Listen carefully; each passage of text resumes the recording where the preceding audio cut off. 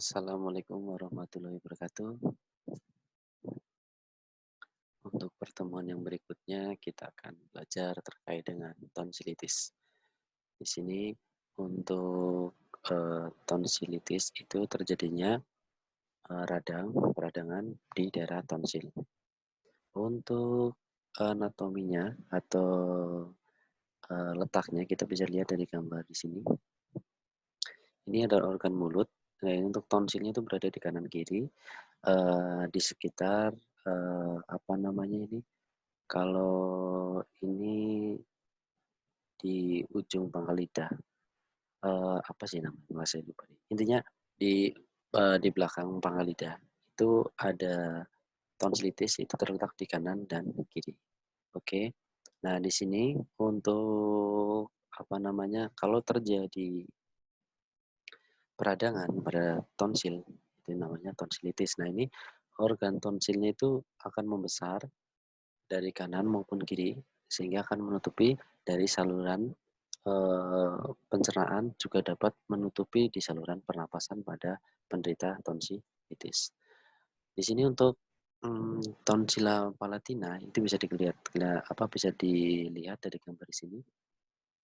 Ini ada lidah, kemudian ada laring, nih laring. Jadi laring itu eh, organ atau tempat pada saat kalau proses mengunyah makanan, makanan sudah dikunyah, kemudian masuk ke laring. Nah, di sini sebelum ke laring itu didapatkan ada tonsil atau palatin tonsil. Ya. Nah, di radang pada tonsil atau sering disebut dengan tonsilitis, peradangan pada tonsil, itu dapat ditemukan adanya perdarahan tonsil. Nah, perdarahan ini dapat disebabkan atau karena perdarahan pada tonsil ini bisa disebabkan oleh arteri palatina minor atau arteri palatina ascendens, bahkan bisa karena cabang tonsil, arteri maxilla externa atau pada arteri faring descendens dan arteri lingualis dorsal. Untuk perdarahan tonsil, mohon maaf, di sini untuk apa namanya ini untuk arteri-arteri ini atau pembuluh darah di dalam tonsil. Ini untuk arterinya. Jadi kalau salah satu ada terjadi peradangan atau perlukaan, nah inilah yang dapat menyebabkan perdarahan pada tonsil. Nah, ini kalau terjadi peradangan, pembesaran akan mengindikasi terjadinya perdarahan, makanya kita harus melakukan tindakan pembedahan. Nah, di sini sebagai gambarnya, ini gambar tonsilitis, tapi kita harus tahu dulu definisinya. Tonsilitis itu merupakan peradangan umum dan pembengkakan dari jaringan tonsilla palatina. Ini pembengkakan dari tonsilla palatina yang biasanya disertai dengan pengumpulan leukosit, sel-sel epitel mati, dan bakteri patogen dalam kripta. Nah, ini ada berwarna putih. Nah, ini sudah terjadi peradangan. Nah, ini kalau sudah seperti ini, kita harus berkoordinasi dengan tim medis lain seperti dokter bedah untuk dilakukan tindakan apa selanjutnya. Kalau akan dilakukan tindakan pembedahan, kita harus mempersiapkan terkait dengan premedikasi pada pasien yang akan menjalani pembedahan, yaitu dengan sebelum anestesi kita harus puasakan, dan ini direncanakan biasanya pemberian anestesi general. Ya, dengan pemberian anestesi general kita harus juga pantau terkait dengan tanda-tanda vital pasien. Kemudian untuk tonsilitis akut itu untuk penyebabnya dibagi menjadi dua, karena virus atau bakteri. Nah, ini bisa untuk jadikan perbedaan antara bakteri dan virus. Kemudian tonsilitis viral ini paling sering disebabkan oleh virus Epstein-Barr, Haemophilus influenza juga merupakan salah satu penyebab gejala dari tonsilitis viral. Gejala tonsilitis viral ini menyerupai dengan gejala common cold disertai dengan nyeri tenggorokan. Itu nyeri pada daerah tenggorok atau kalau pada saat menelan itu sakit. Kalau orang Jawa juga sering mengatakan itu pancingan. Nah, itu nyeri pada tenggorokan. Sedangkan tonsilitis bakterial itu penyebab terseringnya adalah dari kelompok Aedes streptococcus B, Haemolyticus, atau strep throat. Nah, untuk infiltrasi bakteri pada lapisan epitel jaringan tonsil akan menimbulkan reaksi radang berupa keluarnya leukosit polimorfonuklear sehingga terbentuk dead tissues yang tadi yang berwarna putih tadi di gambar sebelumnya. Kemudian untuk patofisiologinya dari tonsilitis itu ini karena ada bakteri menginfiltrasi atau virus yang menginfiltrasi jaringan epitel tonsil sehingga akan menyebabkan reaksi peradangan. Nah, reaksi peradangan itu seperti bengkak, kemerahan, bahkan terjadinya pengeluaran leukosit. Nah, ini merupakan reaksi peradangan sehingga menyebabkan keluarnya leukosit polimorfonuklear. Kemudian terjadilah detritus di daerah tonsilnya. Nah, detritus ini merupakan kumpulan leukosit, bakteri yang mati dan epitel yang terlepas sehingga akan terjadi detritus mengisi di kripta yang tadi untuk di bercak-bercak putihnya. Nah, di sini untuk tanda gejala yang muncul pada tonsilitis itu ada nyeri tenggorokan, nyeri saat menelan, bisa terjadi demam dengan suhu tinggi, rasa lesu, tidak nafsu makan, nyeri telinga.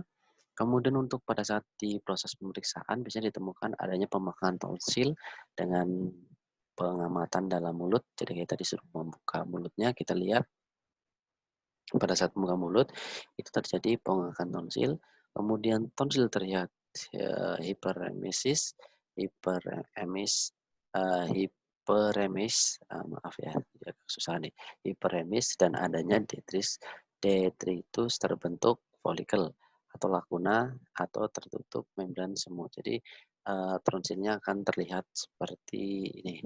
Kemudian didapatkan juga nyeri tekan dan bengkak pada kelenjar submandibula. Pada saat kita pemeriksaan di organ luarnya, maaf, di leher bagian luar, itu terdapat nyeri tekan dan pada saat terdapat bengkak pada kelenjar submandibula. Nah, di sini untuk tonsilitis kronis, ini bentuknya nih, tonsilitis kronik. Ini merupakan peradangan kronis tonsila palatina setelah serangan akut yang berulang atau infeksi subklinis. Untuk tonsilitis berulang banyak terdapat pada anak-anak yang diantaranya serangan infeksi tonsil dapat terlihat sehat atau dapat juga terlihat membesar. Untuk tonsilitis kronik itu 20%, 25%-nya disebabkan oleh Streptococcus, Streptococcus B dan Haemolyticus di grup A. Kemudian untuk faktor predisposisinya itu karena rangsangan menahun dari rokok. Jadi orang yang mengkonsumsi rokok sudah bertahun-tahun itu dapat menyebabkan tonsilitis kronik. Kemudian juga disebabkan oleh beberapa jenis makanan yang dapat menyebabkan serangan berulang atau memperparah kondisi dari tonsilitisnya. Kemudian karena pengaruh cuaca juga, bisa juga karena kelelahan fisik. Kemudian ada pengobatan tonsilitis akut yang tidak adekuat. Jadi kalau sudah ada tonsilitis, itu bukan tonsilitis dalam keadaan akut, tapi pengobatan tidak adekuat akan berubah menjadi tonsilitis kronik. Di dalam tonsilitis kronik itu untuk patofisiologinya yaitu proses radang yang berulang. Jadi radang yang pertama ditangani, tapi penanganannya tidak maksimal atau pengobatannya tidak tuntas, itu akan menjadi proses radang yang berulang sehingga epitel mukosa tonsil dan jaringan limfoid akan terkikis. Setelah terkikis, jaringan limfoid diganti oleh jaringan parut sehingga jaringan parut akan mengkerut dan krepiti akan melebar. Nah, setelah terjadinya proses ini, krepiti akan terisi dengan detritus, kemudian terjadilah proses lanjut hingga menembus kapsul tonsil sehingga terjadi perlengketan dengan jaringan sekitar fossa tonsillaris. Untuk tanda dan gejalanya, ini hampir sama seperti yang kronik, cuma di sini terdapat rasa mengganjal di tenggorok, kemudian rasa kering di tenggorokan, jadi rasanya kayak pengen menelan udah terus. Kemudian nafasnya sudah mulai berbau karena ada proses peradangan, jadi baunya eh, bukan bau seperti naga ya, jadi kayak bau orang dengan infeksi. Jadi nafasnya berbau, kemudian pada saat tidur itu mengorok. Kenapa bisa terjadi mengorok? Coba dari teman-teman untuk tugas ini ya buat teman-teman pada pasien dengan tonsilitis kronik itu tidak mengorok. Jadi silakan jelaskan atau buat penjelasan dari keadaan tidur mengorok pada pasien dengan tonsilitis kronik. Untuk pemeriksaan, ini didapatkan bahwa tonsil melebar dengan permukaan yang tidak rata, disebabkan karena kriptus yang melebar dan beberapa kripti terisi oleh detritus. Untuk ukuran tonsil, itu kita bisa menggunakan T0, T1, T2, T3, dan T4.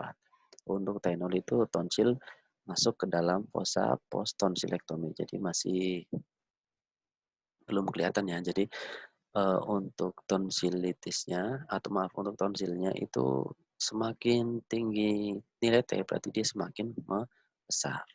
Ini untuk ukuran tonsilnya. Untuk diagnosisnya, kita bisa mulai dari untuk anamnesisnya dulu. Anamnesisnya, di anamnesis itu kita kaji terkait dengan keluhan sakit di tenggorokan, seperti nyeri menelan, rasa mengganjal pada tenggorok. Kita cek juga nafasnya, jadi jangan terlalu dekat juga karena sekarang udah sedang wabah corona ya. Jadi kalau kita pengen mengecek bau di pasien, bukannya kita mengecek bau, malah kita tertular virus yang lain ini jangan. Harapannya kita cuma hanya mengecek nafas bau tidak. Nah, kemudian terkadang ada demam, kemudian ada malaise juga. Dari pemeriksaan fisik, kita bisa mendapatkan bahwa tonsil tampak membesar dengan adanya hipertrofi pada jaringan parut dan tampak krepiti melebar dan terisi oleh detritus. Untuk pemeriksaan penunjangnya, itu kita bisa mengecek terkait dengan pemeriksaan kultur dan uji resistensi dari sediaan apus tonsil. Jadi kita mengambil sediaan dari tonsil sedikit, kemudian kita uji resistensinya. Untuk diagnosis bandingnya, itu kita bisa ada tonsilitis membranosa, ada penyakit kronik faring granulomatus. Untuk tonsilitis membranosa, itu tonsilitis difteri, ada angina Plaut Vincent, kemudian ada mononukleosis infeksi osa. Kemudian untuk penyakit kronik faring, ada untuk penyakit kronik faring granulomatus itu ada faringitis tuberkulosa, ada faringitis leutika, ada actinomycosis faring. Nah, dari berbagai macam ini, untuk tugas yang kedua dari teman-teman, silakan jelaskan secara singkat dan jelas terkait dengan berbagai macam kondisi ini. Nanti digabung dengan pertanyaan atau yang tugas yang pertama tadi. Untuk tata laksananya, kita bisa tirabaringkan pasien, yaitu istirahatkan dulu, kemudian kita pemberian cairan secara adekuat, kita atur dietnya pada pasien, kemudian pemberian analgetik karena pasien dengan tonsilitis itu bisa mengeluhkan adanya nyeri. Kemudian kita cek kulturnya, penyebabnya karena apa, kalau memang ada antivirus kita beri maaf kalau ada virus kita berikan antivirus, kalau ada bakteri disebabkan oleh bakteri kita bisa berikan antibakteri. Kemudian yang berikutnya pengobatan untuk tonsilitis kronik itu dengan pengangkatan tonsil atau tonsilektomi diseksi. Jadi kita melakukan atau merencanakan pembedahan tonsil yaitu pada pasien. Dan nanti kita jelaskan bahwa untuk kondisi pasiennya seperti apa sehingga perlu dilakukan pembedahan untuk mengangkat tonsilnya. Nah, ini dengan atau tanpa pengangkatan adenoid ini tergantung dari kondisi pasiennya. Kemudian dilakukan terapi konservatif maupun terapi medikamentosa dengan antibiotik spektrum luas apabila tidak berhasil. Nah, jadi terapi konservatif ini dilakukan setelah terapi medikamentosa tidak berhasil. Untuk tonsilektomi, pemotongan tonsil ini berdasarkan indikasi tonsilektomi itu dibagi menjadi dua. Ada indikasi absolut dan sebentar. Untuk indikasi relatif. Nah, untuk indikasi absolut itu tonsil yang besar hingga mengakibatkan gangguan pernapasan, nyeri telan yang berat, ada gangguan tidur atau komplikasi penyakit-penyakit kardiopulmoner. Untuk yang abses peritonsiliar atau peritonsiliar abses itu tidak menunjukkan perbaikan dengan pengobatan. Jadi sudah ada peritonsiliar abses, kita berikan pengobatan tapi tidak menunjukkan perbaikan, maka kita harus indikasikan tindakan tonsilektomi pada pasien. Kemudian tonsilitis yang mengakibatkan kejang demam. Nah ini kalau sudah terjadi demam yang tinggi terus dia dapat menimbulkan komplikasi lain seperti kejang, kita sudah langsung berkonsultasi untuk dilakukan tindakan tonsilektomi. Kemudian tonsil yang diperkirakan memerlukan biopsi untuk usapan apusan bagian dari tonsil kita bisa lakukan dengan biopsi jaringan, itu juga merupakan pemotongan sedikit terkait dengan jaringan di tonsilnya untuk mengetahui keadaan di tonsilnya nanti. Apakah dia masuk dalam grade yang ganas atau yang jinak. Untuk indikasi relatifnya, ini jika mengalami tonsilitis 3 kali, jadi sudah berulang 3 kali, itu dalam 1 tahun, itu sudah eh, bukan merupakan respon yang sesuai harapan. Karena sudah berulang 3 kali, maka pengobatan maaf, untuk respon sesuai harapan dengan pemberian terapi medikamentosa sehingga perlu dilakukan tindakan tonsilektomi. Kemudian didapatkan ada bau mulut, bau nafas yang tidak sedap menetap pada tonsilitis kronis. Ini tidak menunjukkan perbaikan dengan pemberian pengobatan. Ada tonsilitis kronis berulang yang diduga sebagai karier kuman streptococcus yang tidak menunjukkan respon positif terhadap pengobatan dengan pemberian antibiotik. Ini juga merupakan indikasi pelaksanaan tonsilektomi. Kemudian terakhir adalah pembesaran tonsil di salah satu sisi atau unilateral yang dicurigai berhubungan dengan keganasan atau neoplastik. Di sini untuk tonsilektomi ini secara ilustrasi saja. Jadi tonsilitisnya ada 2, kemudian diambil 1, diangkat. Ini namanya proses pemotongan tonsilektomi. Untuk kontraindikasinya itu ada radang akut tonsil. Jadi kalau sudah ada radang akut tonsil, itu merupakan masuk dalam kontraindikasi tonsilektomi.